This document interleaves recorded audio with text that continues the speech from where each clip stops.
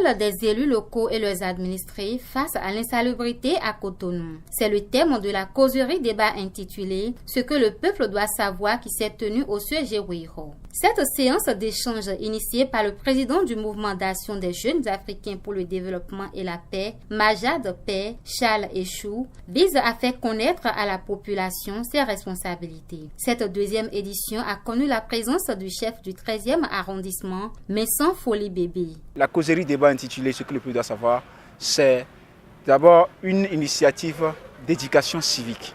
Parce qu'on a constaté aujourd'hui dans notre pays, il n'y a plus de la morale, il n'y a plus d'éducation civique, il y a de l'incivisme chronique dans notre pays. Bon, c'est pour sensibiliser la population que nous avons créé cette initiative. Pour rappeler, c'est la deuxième édition de la causerie débat « Ce que le peuple doit savoir ». Nous avons constaté il y a de cela 4 mois que le procureur de la République a lancé a déclenché une lutte contre l'insalubrité à Cotonou. Donc pour amener les sécu, les chefs quartiers, le CA à sensibiliser la population, nous avons décidé de débattre sur les thèmes le rôle des élus locaux et les administrés face à l'insalubrité à Cotonou, pour que la population sache qu'eux-mêmes ils ont un rôle à jouer dans l'environnement pour que l'environnement soit sain. Concernant le rôle de nous, élus locaux, sur la gestion des déchets au niveau de la ville de Cotonou, c'est vraiment un fléau qui nous dérange beaucoup. Si nous avons pu faire un peu les analyses, vous allez voir à un moment donné qu'avec le préfet de la ville de Cotonou, le préfet du littoral, on a même initié chaque mois la salubrité dans la ville de Cotonou.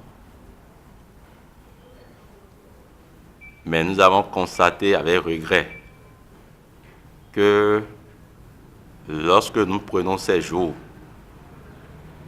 où les élus des quartiers se déplacent à travailler, en ce moment,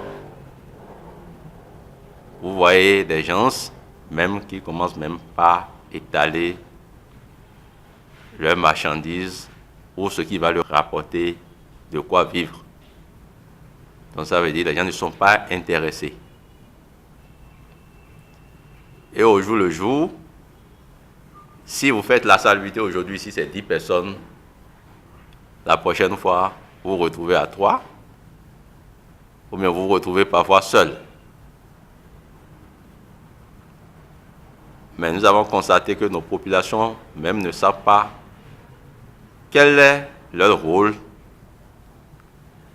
de la manière dont nous devons tout faire pour que là où nous habitons doit être propre. Après l'intervention des intervenants, le juriste Elie Dovonou a rappelé non seulement les textes qui régissent l'environnement, mais également les sanctions. Ce qui nous intéresse dans le cadre de la présente communication, c'est l'environnement. Est-ce qu'il y a des tests qui régissent l'environnement? Les tests existent. Et vous entendez souvent, on dit nul n'est censé ignorer la loi. Donc, dès que les textes sont votés, promulgués par le président de la République, ils sont publiés au journal officiel. Et dès lors, plus personne ne peut plus dire « je ne savais pas ». Les textes existent. Article 112. Quiconque contrevient à la prohibition générale contenue dans l'article 15 de la présente loi est puni d'une amende de 5 millions à 50 millions.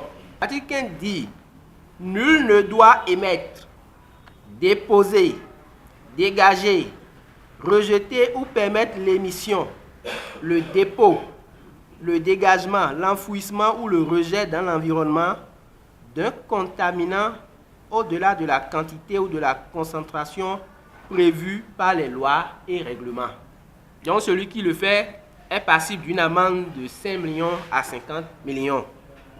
On dit en cas de récidive c'est-à-dire il est déjà condamné une fois et il refait la même chose, la peine d'amende est portée au double.